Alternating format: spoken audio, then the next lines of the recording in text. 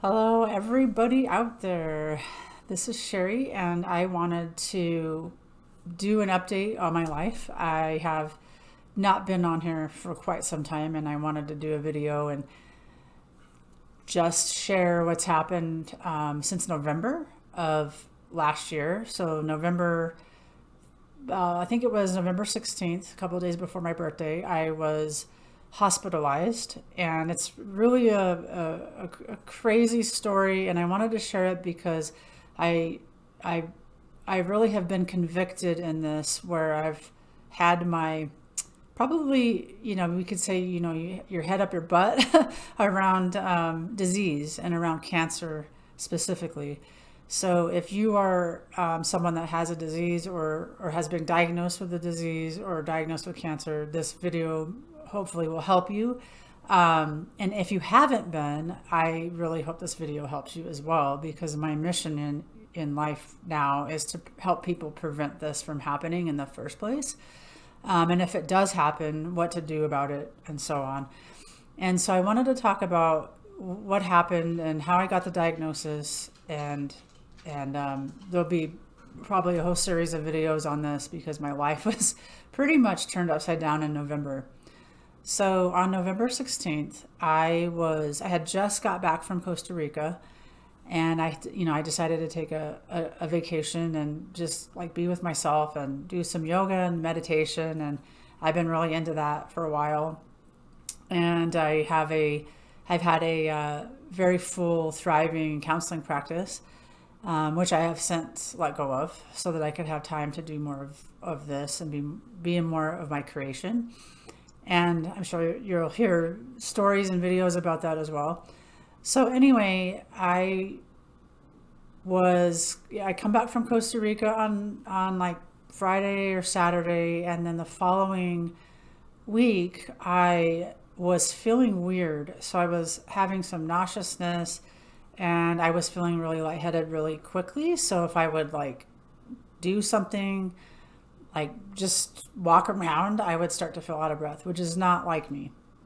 I'm pretty active. I would go to the gym, was going to the gym at the time. Not now. I was going to the gym at the time about 3 times a week. And so it was just a weird feeling. And it really got my attention when I was walking up to the post office and I felt like I was having a heart attack. My heart was beating really rapidly. So even after that, I still kept going. And I was like, well, maybe I'm having like jet lag or something happened. Maybe, I'm just adjusting from the Costa Rica trip or whatever. So I kept downplaying my symptoms. And that's something that I realized that I've done quite a bit of. And so, anyway, more to come on that. So, anyway, so I go have brunch with a friend, come back home, and I'm still like, even going up my stairs to my bedroom, I was out of breath, which hasn't happened. So I called the nurse triage, and then she was like, yeah, you definitely need to come into the ER. I go into the ER, and right away they were like, your oxygen is really low. Your oxygen is around like a 70, 75, which it's supposed to be 100. So it's not good. So they put me right away, put me on oxygen, and they started to do, they did blood work and all of that stuff. And the labs came back, and the doctor said, well, we're going to have to admit you because we don't really know what's going on. They couldn't really tell me. They just knew that something was tanking my blood. So not only my platelets were tanked, my hemoglobin was very low, and actually have had anemia for quite some time. And so this though the hemoglobin was pretty low. It was probably around a 6, and then the platelets were like life-threatening low. I think that I believe your platelets are supposed to be like in the 150,000 range, and mine were like 20,000 to around 20 to 50,000. I don't quite remember. They were just really significantly low. So I had to have a platelet transfusion, and I was like, okay, I don't know what's happening, what is going on. And so I went through this whole thing with this hospital I was at, and they were really struggling to figure it out. The doctor came in, talked to me for an hour. He was great. He was like, we're going to leave no stone unturned. That's definitely a doctor you want to have. And they really did. And they ended up finding a mass in my right breast. And the hospital there didn't have the mammogram or the capability to do that. So they shipped me off. I took an ambulance ride on my birthday, which was Friday the 18th of November. That was my one of my birthday presents, was to take an ambulance ride. First time ever been in an ambulance, and really have had no health issues up until this point, except for, I had a fourth grade scare when I was in fourth grade. I was hospitalized for a little bit, but anyway, nothing ever since then. So hospital ride to another place, and they put me in intensive care. And I just remember how surreal that was, to be wheeled in and seeing the sign intensive care. Like, this is not a good thing. And I was getting, I was pretty nervous. Ended up calling some family. I was crying. I was like, I don't know what's happening. Like, this is weird. So long story short, because I don't want to spend a whole lot of time on that, is they found them, they have there's a mass there. They do a mammogram. Yes, we got to do a mammogram, did a biopsy. The mass was about 4 centimeters. I also had a lymph node that was a swollen lymph node to about 1.5 centimeters. So I'm like, okay, this is a sign for breast cancer. So I was mentally preparing myself for that. And I'm like, well, you never know. Maybe it's not that. Maybe it's benign, whatever. And it obviously came back positive for breast cancer. And then it's not over from there. So then they're like, well, we want to do, they did a brain scan. Nothing showed up in the brain scan, thank God. And except for like when you get older, some things happen in your brain. They said, well, the only thing is that you're getting older, so that's normal. Okay. And then they basically did a bone marrow test on my bone marrow, which really is not a fun experience. So to test to see if the cancer was in my bones. So that came back positive, and so basically, long story short, I already said that. This probably is going to be a long story. It's going to keep saying long story short. So anyway, basically I didn't find out my diagnosis until a week after that. So I was discharged from the hospital the day before Thanksgiving. I still didn't really know my diagnosis until I went back, because they had to get the scans back and everything like that. So I went into the doctor's office, and she said that I have stage 4 metastatic breast cancer, which is terminal and non-curable, and it's aggressive. And my reaction to that was a trauma wall, meaning that like I just shut down everything. Like I had no emotion of it whatsoever. It's really a defense mechanism to the reality of what's happening. I don't think I really actually felt anything about that until after I came home, and everybody was like, I started to feel better, because I was really actually getting better with the blood transfusions. I ended up having like 4 blood transfusions, a couple platelet transfusions, and I started to feel better. And I was on oxygen at the time. I was not feeling well, and the outcome just really honestly didn't look great for me. And everybody was around, like my family, my friends. I have a great community of support. And that's one thing I would say that really has helped me get to bouncing back, which I'm going to talk more of, because there is a happy ending to this. And really, it's not ending yet, but there's a good thing about this. Why is there a square on my video?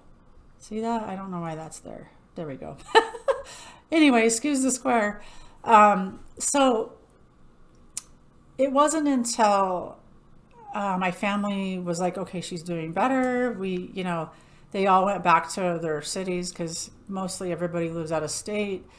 And so they all left, and I was really here with myself and my kids. And I really had time to start to like really be in it. And I just had a major breakdown after getting on a call for a support group. And I decided right then and there I wasn't ready for the support group because it was just a lot of terrible, awful stories of what women have gone through with cancer and just all these surgeries and just all these things I was not ready for, really not. And so if you have something like this and you're new to it, just remember it takes a little bit of time to just really let it set in. And support is great, and then after it's gone, like it's not really gone, but like people leave, and then you have time to really be with yourself. It can be really just, it was kind of like a smack, like you're just being smacked awake into reality. So I had that breakdown, and it was really good for me to have it because I really needed to feel what was going on. And it goes into like fear. And I will say to you too that the medical model is based on fear. Like it really is. And that's something that I've had my head in the sand on, or head up my butt about, because I didn't know any of this stuff until it's impacting me now. And I'm like, okay, well, we got to do something about this. Like, can we educate people? Can I educate people about it? Can we make a change here? Because this is not fun. I would have not wished cancer on anyone, or any disease actually. And so that's why I'm doing these videos. So the path of my life has drastically changed since November. I'm no longer a full-time therapist, counselor. I really want to focus on education and getting the word out on this disease, and really it's about preventing it. So like that's really what I went to, is like, well, what could I have done differently? Like, how could I have prevented this from happening in the first place? Do I have any control over it? So I do think that that's true, that I do, or I have had. And so the good news is that there is a silver lining about this. And again, I don't know. Here's the real truth, is that God, the only person that knows when you're going to go is God. So if anybody gives you a prognosis, which I told my doctors not to give me, I was like, I don't even want to hear it. Because the only person that knows, or the only person being, whatever you want to call it, the divine God, knows when you're going to go. And there's all kinds of ways a person can die, and cancer is one of them for sure, and other diseases are as well. However, you just don't know. And so I think that has really helped me to really have a positive mindset about it. And we don't know the day, time, or hour. And so I'm hoping that this video will encourage you out there if you have something like this going on.